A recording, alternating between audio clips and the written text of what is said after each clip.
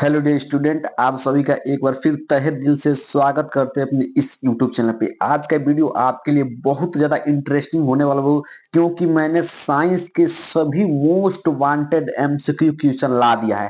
मैं इस वीडियो में टोटल आपको 40 एमसीक्यू क्वेश्चन कराऊंगा। यदि आप इस 40 क्वेश्चन को तैयार कर लेते हैं तो 2025 एग्जाम में इससे एक भी क्वेश्चन बाहर नहीं जाएगा, क्योंकि ये 40 एमसीक्यू क्वेश्चन सभी मॉडल पेपर से है और सभी 2024 के पेपर से है, 2023 के पेपर से है, फिर सभी क्वेश्चन बैंक से मैंने सभी प्रश्न उठाया है। ठीक है, तो मैंने बहुत सारा चीज मिलाकर ये 40 क्वेश्चन बनाया है। तो आपको कुछ नहीं करना है, बस इस वीडियो को तक बाबू अंत तक देख लेना है। यदि आपको 20 नंबर पक्का करना है साइंस में, क्योंकि आपके एग्जाम में 20 नंबर का बॉबिकल प्रश्न आता है, तो आप यदि इस वीडियो को पूरा अंत तक देख लेते हैं तो आपका यहाँ से 20 नंबर पक्का हो जाएगा 100% बाबू। ठीक है, तो चलिए वीडियो को स्टार्ट करते हैं। और वीडियो को स्टार्ट करने से पहले यदि आप हमारे चैनल पर पहली बार आए तो चैनल को सब्सक्राइब कीजिएगा, वीडियो को लाइक और एक प्यारा सा कमेंट जरूर कीजिएगा। यदि एक आप कमेंट करेंगे बाबू तो इसी तरह मैं सभी सब्जेक्ट का मोस्ट वांटेड क्वेश्चन करा दूंगा, चाहे वो शॉर्ट हो, चाहे लॉन्ग हो, चाहे एमसीक्यू क्वेश्चन हो। ठीक है, तो वीडियो को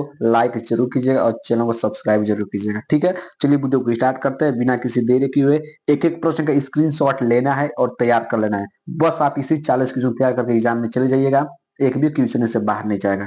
ठीक है, बहुत ज्यादा डिमांड होने पर बच्चों ने कहा सर साइंस का क्वेश्चन लाइए, तो इसलिए मैंने साइंस का क्वेश्चन ला दिया है। मैंने एक पोल कराया था, उसमें पोल में सबसे ज्यादा डिमांड है साइंस का। ठीक है, तो इसलिए मैं साइंस का मोस्ट वांटेड एमसीक्यू क्वेश्चन ला दिया है। तो चलिए वीडियो को स्टार्ट करते हैं और एक एक प्रश्न का निपटारा कर लेते हैं। ठीक है, सबसे जो आपका पहला प्रश्न है, पहला प्रश्न क्या ध्यान से पढ़ेगा कि किसी वस्तु का अवतल दर्पण द्वारा बना प्रतिबिंब आभासी, सीधा एवं वस्तु से बड़ा पाया जाता है। वस्तु की स्थिति कहाँ होना चाहिए? Very very very most important प्रश्न है और ये 2025 का आउट क्वेश्चन है। 2025 में प्रश्न आउट हो गया है कि आपको ये बताना है कि अवतल दर्पण है और उसमें वस्तु का प्रतिबिंब आभासी, सीधा और बड़ा बन रहा है, तो वस्तु कहाँ रखा है?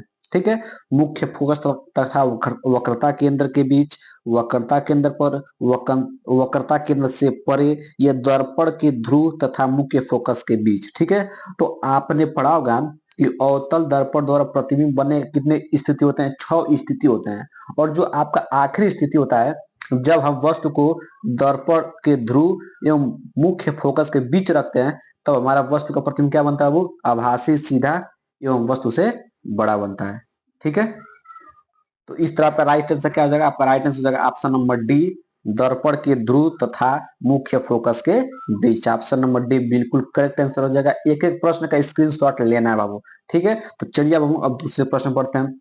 दूसरा प्रश्न अब क्या है कि किसी शब्दकोश में पाए छोटे अक्षरों को पढ़ते समय आप किन निम्न में से कौन सा लेंस पसंद करेंगे? कह रहा है कि किसी शब्दकोश में पाए छोटे अक्षरों को पढ़ते समय आप निम्न में से कौन सा लेंस पसंद करेंगे?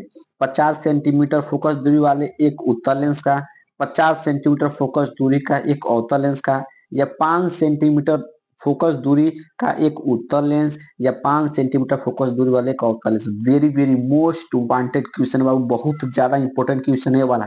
ठीक है, तो चलिए बताइए कि आप किसी शब्दकोश में छोटे अक्षरों को पढ़ते समय आप किस लेंस का उपयोग करना पसंद करेंगे? तो इसका राइट आंसर हो जाएगा option number C, 5 centimetre focus दूरी का एक और उत्तल लेंस। कौन सा लेंस? उत्तल लेंस का प्रयोग करेंगे। तो ऑप्शन नंबर सी बिल्कुल करेक्ट आंसर हो जाएगा और 2025 का भी आउट क्वेश्चन होने वाला है। ठीक है, अब हम लोग बढ़ते हैं दूसरे प्रश्न पर। दूसरा प्रश्न क्या है कि किसी गोलीय दर्पण तथा किसी पतले गोलीय लेंस दोनों की फोकस दूरी -15 सेंटीमीटर है। तो बताना है कि दर्पण तथा लेंस संभवतः है। एक गोलीय दर्पण है जिसकी फोकस दूरी -15 सेंटीमीटर है, और एक गोलीय पतला लेंस है जिसका भी फोकस दूरी क्या है? -15 सेंटीमीटर है। तो बताना है कि वो दर्पण और लेंस क्या है? दोनों अवतल होंगे, दोनों उत्तल होंगे, दर्पण अवतल तथा लेंस उत्तल, या दर्पण उत्तल तथा लेंस अवतल। Very very most important question ला दिया है। आप बस इसी 40 क्वेश्चन को तैयार कर लीजिएगा। ठीक है, तो आप ध्यान समझिएगा। आपका जो अवतल दर्पण होता है उसमें फोकस दूरी क्या होता है? उसमें फोकस दूरी क्या होता है? निगेटिव होता है, मतलब माइनस में होता है। ठीक, और आपका जो उत्तल दर्पण होता है वो उसमें आपका फोकस दूरी क्या होता है? प्लस में होता है। ठीक है, तो और उत्तल लेंस हो चाहे अवतल लेंस हो, सॉरी, अवतल लेंस हो चाहे अवतल दर्पण हो, उसमें फोकस दूरी क्या होती है, हमेशा निगेटिव होती है, मतलब ऋणात्मक होती है, माइनस में होती है। ठीक है, तो इसका राइट आंसर हो जाएगा ऑप्शन नंबर ए, दोनों अवतल है, दोनों अवतल हो, क्या होगा, दोनों अवतल हो जाएगा। ठीक है, क्योंकि अवतल दर्पण में फोकस दूरी निगेटिव होती है और अवतल लेंस में फोकस दूरी क्या होती है, निगेटिव होती है। तो आपका राइट आंसर हो जाएगा ऑप्शन नंबर ए, अवतल। ठीक है ना, दोनों अवतल होंगे। ठीक है, चलिए हम लोग बढ़ते हैं अगले प्रश्न पर। एक एक प्रश्न का स्क्रीनशॉट ले लीजिएगा बाबू।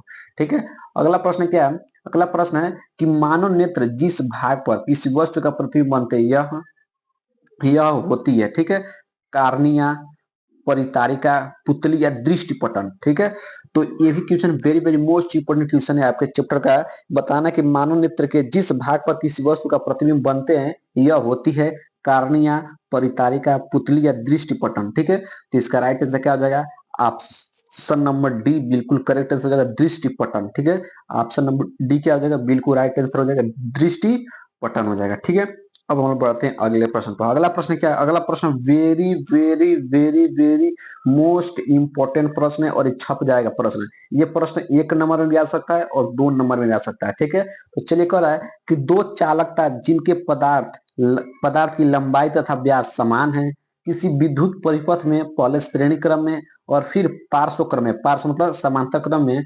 संयोजित किए जाते हैं। श्रेणी क्रम और पार्श्व क्रम संयोजन में उत्पन्न ऊष्माओं का अनुपात क्या होगा। ठीक है, तो इस प्रश्न का आप खुद सॉल्व कर लीजिए बाबू, क्योंकि इस ऐप के माध्यम से सॉल्व नहीं करा पाएंगे हम। ठीक है, यदि आप इसको पहले कोशिश कीजिएगा, नहीं आएगा तो आप कमेंट बॉक्स में कर दीजिएगा, मैं अलग से सॉल्यूशन इसका दे दूंगा। Very very most important question है, तो इसका right answer option number C, 1:4 होगा। क्या होगा, 1:4 होगा। इसको आप खुद लगाने की कोशिश कीजिएगा, इंपोर्टेंट प्रश्न है, मैं पहले बता दे रहा हूँ। ठीक है, इसको आप खुद सॉल्व कीजिएगा, नहीं आएगा फिर आपको कमेंट जरूर करना है। ठीक है, अब हम बढ़ते हैं अगले प्रश्न पर। अगला प्रश्न क्या है कि लघु लघु परिपथ के समय समय परिपथ में धारा का मान बहुत कम हो जाता है, परिवर्तित नहीं होता है, बहुत अधिक बढ़ जाता है, निरंतर परिवर्तित होता रहता है। मान लीजिए कोई परिपथ है और उसमें लघु पतन हो गया, मतलब शॉर्ट सर्किट हो गया। क्या हो गया, शॉर्ट सर्किट हो गया, तो उसमें जो धारा का मान क्या होता है, बहुत कम हो जाता है, परिवर्तित नहीं होता है, या बहुत अधिक बढ़ जाता है, या निरंतर परिवर्तित होता रहता है। ठीक है, तो जब भी किसी परिपथ में शॉर्ट सर्किट होता है, लघु पतन होता है, तो उसमें क्या होता है, उसमें धारा का मान बहुत अधिक बढ़ जाता है, बहुत अधिक क्या होता है, बढ़ जाता है। तो ऑप्शन नंबर सी क्या आ जाएगा, बिल्कुल करेक्ट आंसर हो जाएगा, बहुत अधिक बढ़ जाता है। ठीक है, जब परिपथ में शॉर्ट सर्किट होता है तो। ठीक है, आशा करते हैं कि ये प्रश्न क्लियर हो गया होगा। अब हम लोग बढ़ते हैं अगले प्रश्न पर। अगला प्रश्न क्या है बाबू, विद्युत धारा उत्पन्न करने की युक्ति को कहते हैं, इसको इसका आंसर आप कमेंट बॉक्स में बताना है। ठीक है, इसका आंसर कमेंट बॉक्स में आ रहा है। और वेरी इंपॉर्टेंट प्रश्न ये भी है कि विद्युत धारा उत्पन्न करने वाली युक्ति को कहते हैं जनित्र कहते हैं, गैल्वेनोमीटर कहते हैं, एमीटर कहते हैं, या मोटर कहते हैं। ठीक है, तो देखिएगा इसमें से दो सही है, या तो जनित्र होगा या मोटर होगा, मैंने इतना हिंट दे दिया। ठीक है, गैल्वेनोमीटर नहीं होगा और ना एमीटर होगा। ठीक है, या तो जनित्र होगा या मोटर होगा, तो इतना आपको मैंने हिंट दे दिया है। तो आप इसका आंसर कमेंट बॉक्स में बताइएगा, जरूर से जरूर बताना है कि 7 का ए या 7 का बी या 7 का सी या 7 का डी। ठीक है, अब हम बढ़ते हैं अगले प्रश्न पर। अगला प्रश्न क्या है कि एंटी मनी है, very very very most viral question है वाला, ये वायरल क्वेश्चन है आपका। ठीक है, कि एंटी मनी है धातु है, अधातु है, उपधातु है, मिश्र धातु है। ठीक है, इसका राइट आंसर क्या हो जाएगा कि जो आपका एंटी मनी है ये क्या है, एक उपधातु है। क्या है, उपधातु है। तो right answer option number C क्या हो जाएगा, बिल्कुल करेक्ट आंसर हो जाएगा। ठीक है, अब हम लोग बढ़ते हैं अगले प्रश्न पर। अगला प्रश्न है कि लेड नाइट्रेट का रासायनिक सूत्र है, very very very very most important है प्रश्न है बाबू, इसको जरूर क्या कर लेना है, वायरल, ये भी एमसीक्यू क्वेश्चन है। लेड नाइट्रेट का रासायनिक सूत्र है PbNO3, PbNO3 का होल ट्वाइस, PbNO2 का होल ट्वाइस, या PbO। ठीक है, तो इसका राइट आंसर क्या हो जाएगा, आपको बताना है कि लेड नाइट्रेट का रासायनिक सूत्र क्या होता है। लेड नाइट्रेट का रासायनिक सूत्र क्या होता है बाबू, PbNO3 का whole twice. Option number B क्या हो जाएगा, बिल्कुल करेक्ट हो जाएगा, यही लेड नाइट्रेट का रासायनिक सूत्र होता है। ये 2024 में प्रश्न आ चुका है और 2023 में प्रश्न आ चुका है, आप जाकर पिछले साल का पेपर उठाकर देख सकते हैं। ठीक है, और मोस्ट वांटेड वाला क्वेश्चन है, लेड नाइट्रेट का रासायनिक सूत्र क्या होता है, रट जाइए अभी, PbNO3 का होल ट्वाइस, PbNO3 का होल ट्वाइस, PbNO3 का होल ट्वाइस, रट जाइएगा, घोल कर पी जाएगा इस प्रश्न को। ठीक है, अब हम बढ़ते हैं अगले प्रश्न पर। अगला प्रश्न क्या है कि निम्नलिखित में से संतृप्त हाइड्रोकार्बन है, वेरी वेरी मोस्ट इंपोर्टेंट प्रश्न है, असंतृप्त, असंतृप्त हाइड्रोकार्बन आपको बताना है। तो असंतृप्त हाइड्रोकार्बन को पहचानना है, तो आपको कार्बन और कार्बन के बीच में डबल बॉन्ड देख लीजिए, या कार्बन और कार्बन के बीच में ट्रिपल बॉन्ड देख लीजिए। यदि जहां पर ये दोनों मिल जाए वहां पर असंतृप्त हाइड्रोकार्बन होगा ही होगा। ठीक है, तो आप कॉलम देखेंगे C2H6, इसमें सिंगल बॉन्ड है, कार्बन और कार्बन के बीच में सिंगल बॉन्ड है। आप CH4 में देखेंगे तो ये कार्बन कार्बन के बीच में सिंगल बॉन्ड मिलेगा। C3H8 के 8 में देखेंगे तो यहाँ भी सिंगल बॉन्ड आपको देखने को मिलेगा। लेकिन जब आप C2H4 यहाँ पर जब इसका समवाचक सूत्र बनाएंगे तो यहाँ पर क्या आपको मिलेगा, कार्बन और कार्बन के बीच में डबल बॉन्ड देखने को मिलेगा। ठीक है, और मैंने बताया कि जहां भी आपको कार्बन और कार्बन के बीच में डबल बॉन्ड या ट्रिपल बॉन्ड में से कोई देखने को मिल जाए वहां पर आपको असंतृप्त हाइड्रोकार्बन समझ जाना है। ठीक है, वहां पर असंतृप्त हाइड्रोकार्बन है। ठीक है, तो इसका राइट आंसर क्या आ जाएगा, ऑप्शन नंबर बी बिल्कुल करेक्ट आंसर हो जाएगा। C2H4 बिल्कुल करेक्ट आंसर हो जाएगा, बिना किसी दिक्कत के बाबू ऑप्शन नंबर बी करेक्ट कर लीजिएगा। स्क्रीनशॉट लेते चलेगा बाबू, बाद में पछतावा करने से कोई फायदा नहीं रहेगा, क्योंकि एक एक प्रश्न मोस्ट वांटेड प्रश्न, एकदम जहर क्वेश्चन होने वाला है। ठीक है, अब हम लोग बढ़ते हैं अगले प्रश्न पर। अगला प्रश्न क्या है, प्रोपेनल में क्रियात्मक समूह है।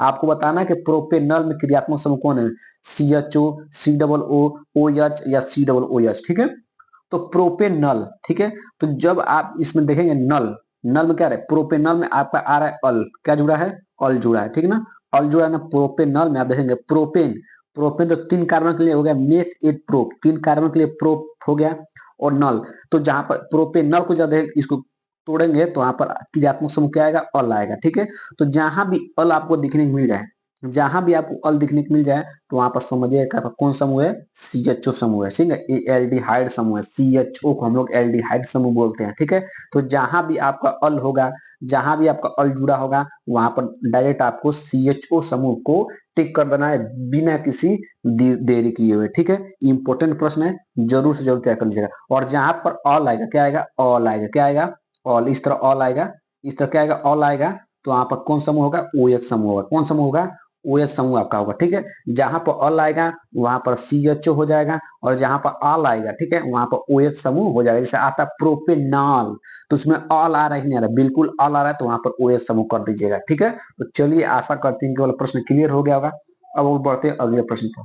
अगला प्रश्न क्या है कि एसिटिक अम्ल का IUPAC नाम है, very very very very very most wanted question है, मोस्ट इंपोर्टेंट क्वेश्चन है, और 2025 का वायरल क्वेश्चन। ठीक है, एसिटिक अम्ल का रासायनिक सूत्र क्या, सॉरी IPAC नाम क्या होता है आपको बताना है। तो सबसे पहले आपको पता होना चाहिए कि एसिटिक अम्ल का सूत्र क्या होता है। ठीक है, एसिटिक अम्ल का सूत्र क्या होता है, दूसरा होता है CH3COOH। ठीक है, एसिटिक अम्ल का सूत्र होता है। ठीक है, एसिटिक अम्ल का सूत्र क्या होता है, CH3COOH। ठीक है, तो इसी का क्या बताना है आपको, IUPAC नेम बताना, क्या बताना है, IUPAC नाम बताना है। ठीक है, तो क्या होगा, एसिटिक अम्ल होगा, एथेनोइक अम्ल होगा, मेथेनोइक अम्ल होगा, या प्रोपेनोइक अम्ल होगा। ठीक है, तो आप इसको रट जाइएगा बाबू, रट जाएगा। यदि आपको IUPAC नाम नहीं आ रहा है तो इसको रट लीजिएगा, ये क्वेश्चन रट लीजिएगा कि एसिटिक अम्ल का IUPAC नाम होता है एथेनोइक अम्ल। क्या होता है, एथेनोइक अम्ल होता है। इसको रट जाइएगा, रट जाना बाबू, इसको घोल कर पी जाइए, कुछ भी करके पी जाइए, समझ लीजिए। IUPAC नाम इसका याद रखेगा कि एसिटिक अम्ल का IUPAC नाम होता है, क्या होता है, एथेनोइक अम्ल। याद रखेगा, इंपॉर्टेंट ये वाला प्रश्न बहुत ज्यादा। ठीक है, अब हम लोग बढ़ते हैं अगले प्रश्न पर। अगला प्रश्न क्या है, अगला प्रश्न है एक तत्व के क्लोराइड का सूत्र MCl2 है, इस इसको अयस्क का सूत्र है, उसके अयस्क का सूत्र है, सॉरी ऑक्साइड का सूत्र है।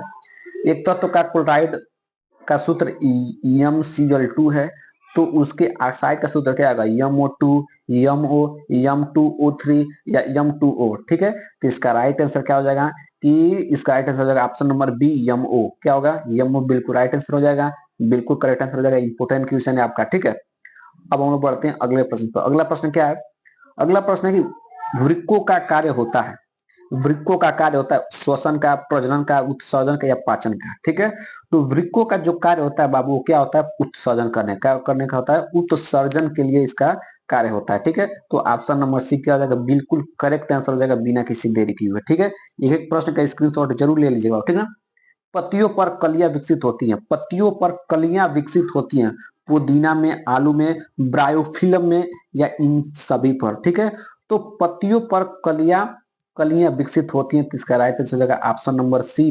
ब्रायोफिल्म में। किसमें, ब्रायोफिल्म में। ऑप्शन नंबर सी क्या हो जाएगा, बिल्कुल करेक्ट आंसर हो जाएगा, ब्रायोफिल्म में। ठीक है, अब हम बढ़ते हैं अगले प्रश्न पर। अगला प्रश्न है अनुवांशिक विज्ञान के जनक है, वेरी वेरी मोस्ट इंपोर्टेंट प्रश्न आ गया कि अनुवांशिक अनुवांशिक विज्ञान के जनक है H J Muller, H J Muller, Charles Darwin, Gregor John Mendel या जेडी वाटसन है। ठीक है, तो जो आपके अनुवांशिक विज्ञान के जनक किसे कहा जाता है, वो ग्रेगर जॉन मेंडल को। किसको? ग्रेगर जॉन मेंडल को। ऑप्शन नंबर सी को करेक्ट कर लीजिएगा, इंपॉर्टेंट प्रश्न है, वेरी वेरी वायरल प्रश्न है वाला। ठीक है, और बढ़ते हैं अगले प्रश्न। अगला प्रश्न क्या है कि दो डीएनए तंतु आपस में जुड़े होते हैं, very very very very most viral question आ गया है। ठीक ना, वायरल क्वेश्चन है वाला 2025 का। ठीक है, कि दो डीएनए तंतु आपस में जुड़े होते हैं पेप्टाइड बॉन्ड द्वारा, सहसंयोजी बॉन्ड द्वारा, ग्लाइकोसाइडिक बॉन्ड द्वारा, ग्लाइकोसिडिक बॉन्ड द्वारा या हाइड्रोजन बॉन्ड द्वारा। ठीक है, तो जो दो डीएनए के तंतु होते हैं वो आपस में किस बॉन्ड द्वारा जुड़े होते हैं बाबू? तो हाइड्रोजन बॉन्ड द्वारा जुड़े होते हैं। किस बॉन्ड द्वारा? हाइड्रोजन बॉन्ड द्वारा आपस में जुड़े होते हैं। दो डीएनए तंतु आपस में हाइड्रोजन बॉन्ड द्वारा जुड़े होते हैं। एक एक प्रश्न का स्क्रीनशॉट जरूर लीजिएगा बाबू। अब हम बढ़ते हैं अगले प्रश्न पर। अगला प्रश्न क्या है कि मुकुलन द्वारा प्रजनन होता है। आपको बताना है कि मुकुलन द्वारा प्रजनन होता है हाइड्रा में, केंचुआ में, तिलचट्टा में या कबूतर में। ठीक ना, तो मुकुलन द्वारा जो आपका प्रजनन होता है वो किस में होता है? हाइड्रा में, केंचुआ में, तिलचट्टा में या कबूतर में। तो इसका राइट आंसर है ऑप्शन नंबर ए, हाइड्रा में। ऑप्शन नंबर ए क्या हो जाएगा? बिल्कुल करेक्ट आंसर हो जाएगा। और ये बायोलॉजी का very very most important question है आपका। ठीक है, अब हम बढ़ते हैं अगले। अगला प्रश्न ध्यान से देखिए, अगला प्रश्न क्या है? अगला प्रश्न आपका है कि मेंडल का प्रायोगिक पौधा था। मेंडल ने जिस पौधे पर अपना प्रयोग किया था वो पौधा किसका था? मीठी मटर, उद्यान मटर, सरसों या गुड़हल। ठीक है, तो इसका राइट आंसर क्या है कि मेंडल का प्रायोगिक पौधा था। तो इसका आंसर आप कमेंट बॉक्स में बताना है। ठीक है, कमेंट बॉक्स में बताना कि मेंडल ने जिस पौधे पर अपना प्रयोग किया था वो मटर क्या था? मीठी मटर था, उद्दाम मटर था, सरसों गुड़हल। सरसों नहीं होगा, गुड़हल भी नहीं होगा। ठीक है, इन दोनों में से कोई एक होगा। इतना हिंट मैंने दे दिया है कि इसका आंसर आप कमेंट बॉक्स में जरूर बताना है। ठीक है, अब हम बढ़ते हैं अगले प्रश्न पर। अगला प्रश्न क्या है कि निम्न में से कौन सा एक मानव में मादा जनन तंत्र का भाग नहीं है? ठीक है, निम्न में से कौन सा एक मानव में मादा जनन तंत्र का भाग नहीं है? अंडाशय, गर्भाशय, शुक्रवाहिका, डिम्ब डिम्ब वाहिनी। ठीक ना, तो इसका राइट आंसर क्या हो जाएगा कि इसमें से बताना है कि कौन ऐसा है जो मादा जनन तंत्र का भाग नहीं है। ठीक है ना, मादा जनन तंत्र का भाग नहीं है। तो इसका right answer option number C, शुक्रवाहिका। शुक्रवाहिका क्या होता है? मानव में मादा जनन तंत्र का भाग नहीं होता है, शुक्रवाहिका। ऑप्शन नंबर सी क्या हो जाएगा? बिल्कुल करेक्ट आंसर हो जाएगा।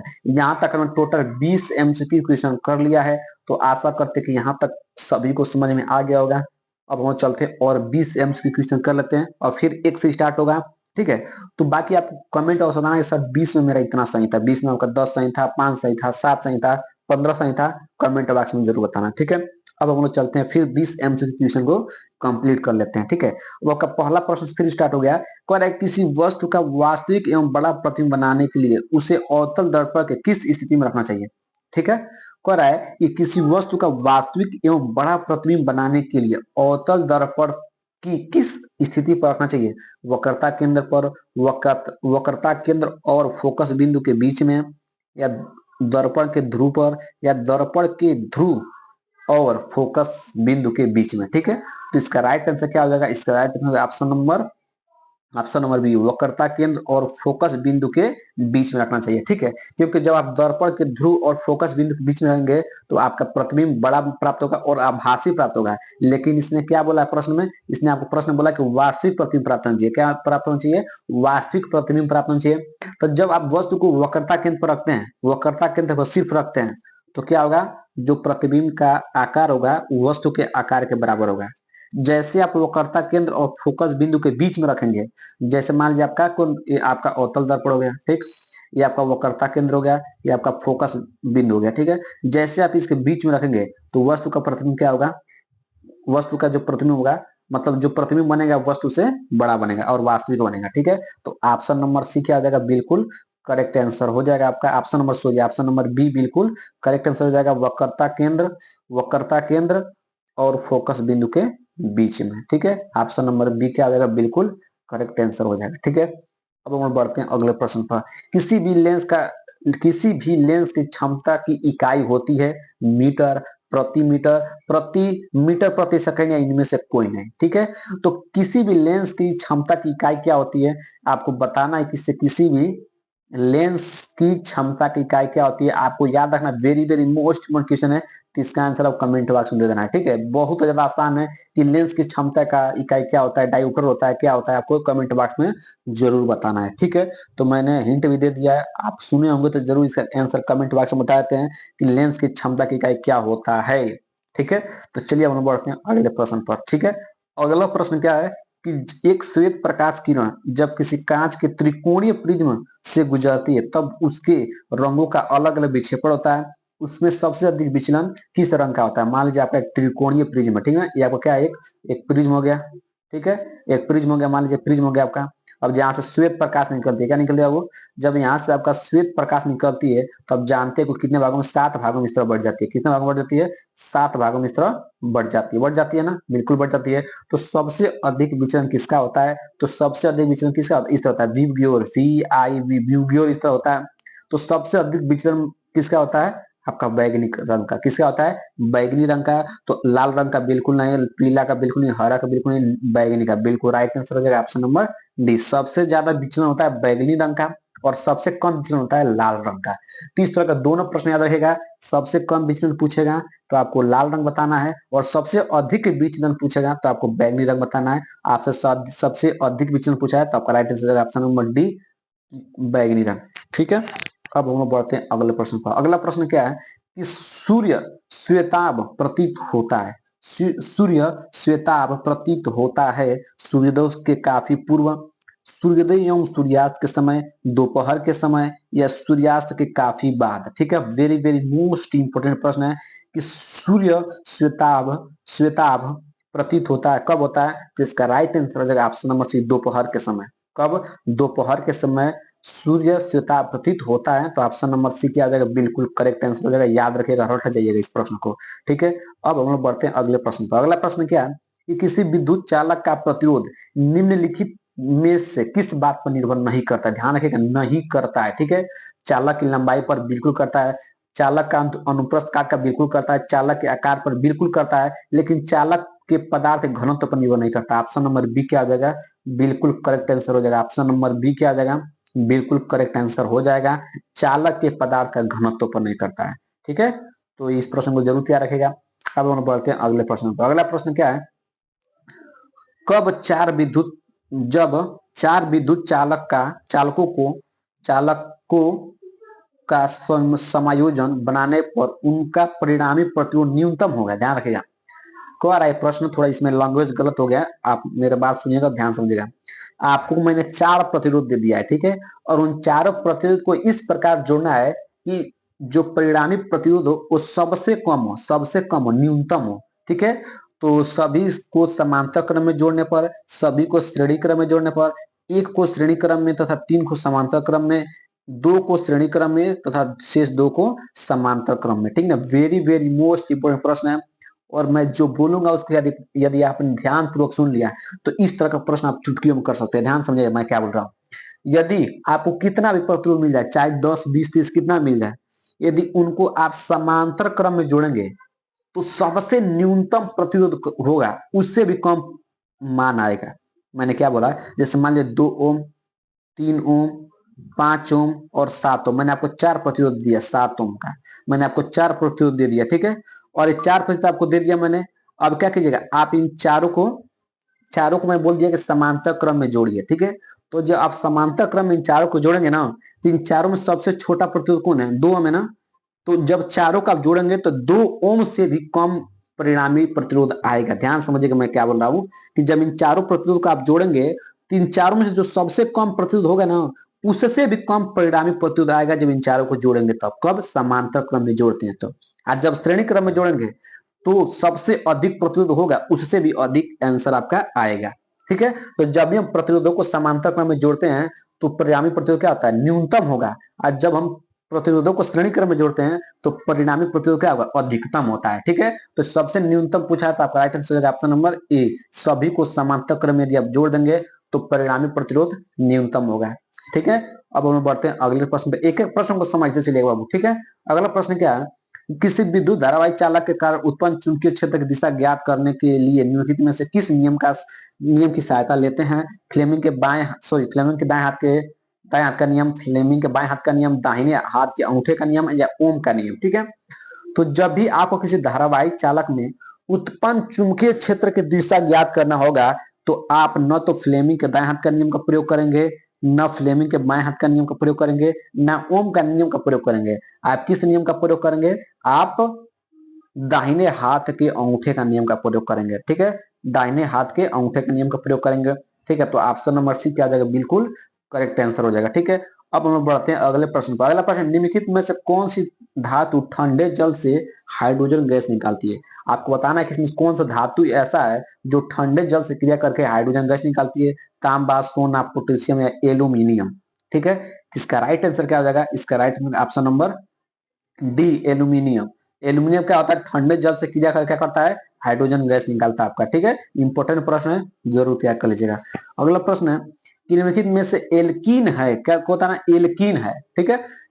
H C triple bond C H, H2C double bond CH2, CH3 single bond CH2, single bond CH3 या CH3 सिंगल बॉन्ड कार्बन और ट्रिपल बॉन्ड CH, ठीक है।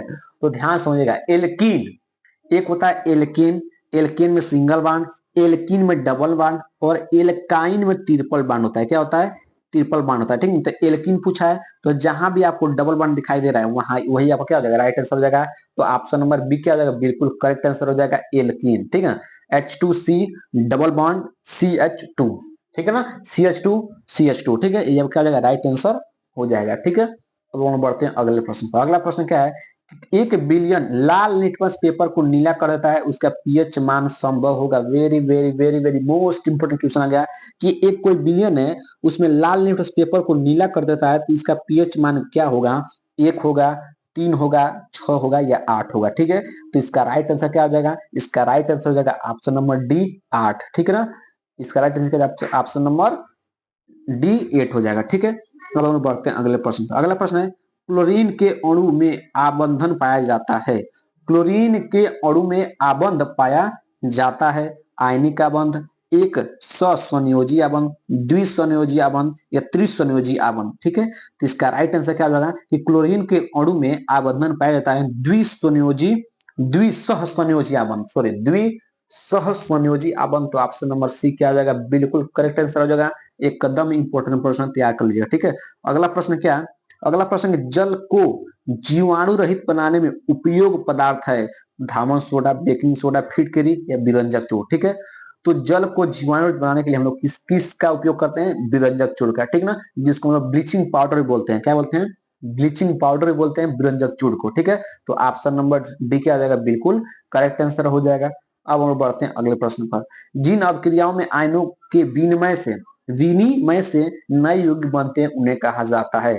जिन अभिक्रियाओं में आयनों के विनिमय से नए यौगिक बनते हैं उन्हें कहा जाता है प्रतिस्थापन अभिक्रिया, उभय अपघटन, योगात्मक अभिक्रिया या वियोजन, ठीक है। तो इसका राइट आंसर क्या हो जाएगा, ऑप्शन नंबर बी, उभय अपघटन कहते हैं।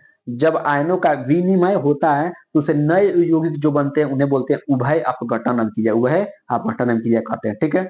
आशा करते हैं ये वाला प्रश्न क्लियर हो गया होगा, एक एक प्रश्न का स्क्रीनशॉट ले लीजिएगा, ठीक है। अगला प्रश्न है कि पादप में जाइलम का कार्य होता है। पादप में जाइलम का कार्य होता है, देखिए जाइलम में क्या आ रहा है, जाइलम, ध्यान से पढ़िए समझिएगा इस प्रश्न को। जाइलम, जाइलम है ना, जाइलम, तो जाइलम में क्या आ रहा है, जो आ रहा है ना, तो ज से जल, ज से जल, ठीक है। ज से क्या होगा आपका, जल होगा। तो पादपों में जाइलम जाइलम का कार्य होता है जल का वहन करना। क्या होता है, जल का वहन करना, भोजन का वहन बिल्कुल नहीं, अमीनों का वहन बिल्कुल नहीं, ऑक्सीजन का वहन बिल्कुल नहीं, ठीक है। तो इसका राइट आंसर क्या हो जाएगा, ऑप्शन नंबर ए, जल का वहन। जाइलम में जो आ रहा है तो ज से जल, तो जल का वहन करता है जाइलम, ठीक है। चलिए अगला प्रश्न बढ़ते हैं। अगला प्रश्न क्या है कि अनुवांशिकता के प्रयोग के लिए मेंडल ने निम्नलिखित में से कौन से पौधे का उपयोग किया। वेरी वेरी मोस्ट इंपोर्टेंट प्रश्न आ गया, ये 2 बार प्रश्न आ चुका है, ठीक है। कि मेंडल ने जिस पौधे का उपयोग किया था अपने प्रयोग में, वह पौधा था टमाटर का था, बैगन का था, मटर का था या सरसों का था, ठीक है। तो इसका राइट आंसर क्या जाएगा, ऑप्शन नंबर सी, मटर का पौधा था, ठीक है ना। अनुवांशिक का प्रयोग मेंडल ने जिस पौधे पर किया कौन सा पौधा था? मटर का पौधा था। ठीक है, अब हम बढ़ते हैं अगले प्रश्न पर। अगला प्रश्न है कि निम्नलिखित में से कौन सा मानव में मादा जनतंत्र का भाग नहीं है? ठीक है, अब ये प्रश्न आ चुका है, प्रश्न दो दो बार आ चुका है, ध्यान समझिएगा। ये प्रश्न बहुत ज्यादा इंपॉर्टेंट प्रश्न है, ठीक ना। जिसका right answer option number C, शुक्रवाहिका में। अभी मैंने बताया शुक्रवाहिका में इसका राइट आंसर हो जाएगा सी। ठीक है, अगला प्रश्न क्या है कि स्वपोषी पोषण के लिए आवश्यक है। आपको बताना है कि स्वपोषी पोषण के लिए आवश्यक क्या है? कार्बन डाइऑक्साइड तथा जल, क्लोरोफिल, सूर्य का प्रकाश है, इनमें से सभी। तो इसका राइट आंसर क्या जाएगा? ऑप्शन नंबर डी, इनमें से सभी। इनमें से सभी क्या होता है? स्वपोषी पोषण के लिए आवश्यक होता है। स्वपोषी पोषण क्या होते हैं? जो अपना भोजन स्वयं बनाते हैं उसे स्वपोषी पोषण कहते हैं, और जो अपना भोजन स्वयं बनाते हैं उनके लिए सभी, इन सभी का आवश्यकता होता है। ठीक है, अब हम बढ़ते हैं अगले प्रश्न पर।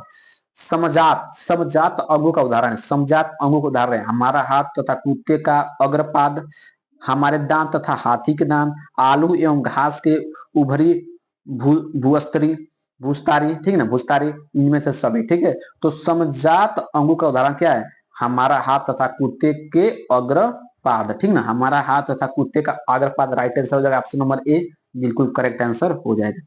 ठीक है, अगला प्रश्न क्या है कि अलैंगिक जनन मुकुलन द्वारा होता है। अलैंगिक जनन मुकुलन द्वारा होता है अमीबा में, ईस्ट में, प्लेजोमोडियम में, या लेशमानिया में, ठीक ना, लेशमानिया में। ठीक है, तो इसका राइट आंसर क्या हो जाएगा? ऑप्शन नंबर बी क्या हो जाएगा? ईस्ट में होता है, ऑप्शन नंबर बी क्या हो जाएगा? बिल्कुल करेक्ट आंसर हो जाएगा। ठीक है, अब हम बढ़ते हैं अगला प्रश्न पर। अगला प्रश्न क्या है? ध्यान समझिएगा। अगला प्रश्न है कि प्राकृतिक वर्णवाद का प्रतिपादन किसने किया? प्राकृतिक वर्णवाद का प्रतिपादन किसने किया? लैमार्क ने, डार्विन ने, मेंडल ने, या मार्गन ने? ठीक है, तो इसका राइट आंसर क्या हो जाएगा? ऑप्शन नंबर बी, डार्विन ने किया था। कौन किया था? डार्विन ने किया था। ऑप्शन नंबर बी क्या हो जाएगा? बिल्कुल करेक्ट आंसर हो जाएगा। ठीक है, तो इस तरह टोटल 40 एमसीक्यू क्वेश्चन करा दिया है, इससे बाहर नहीं जाएगा, विश्वास रखेगा, और आपको कमेंट बॉक्स में बताना है कि आपको 40 में से कितना सही है। ठीक है, कितना आपने सही किया है खुद से कमेंट बॉक्स में बताइएगा। बाकी वीडियो कैसा लगा कमेंट बॉक्स में जरूर बताइएगा। वीडियो को लाइक और चैनल को सब्सक्राइब जरूर कीजिएगा।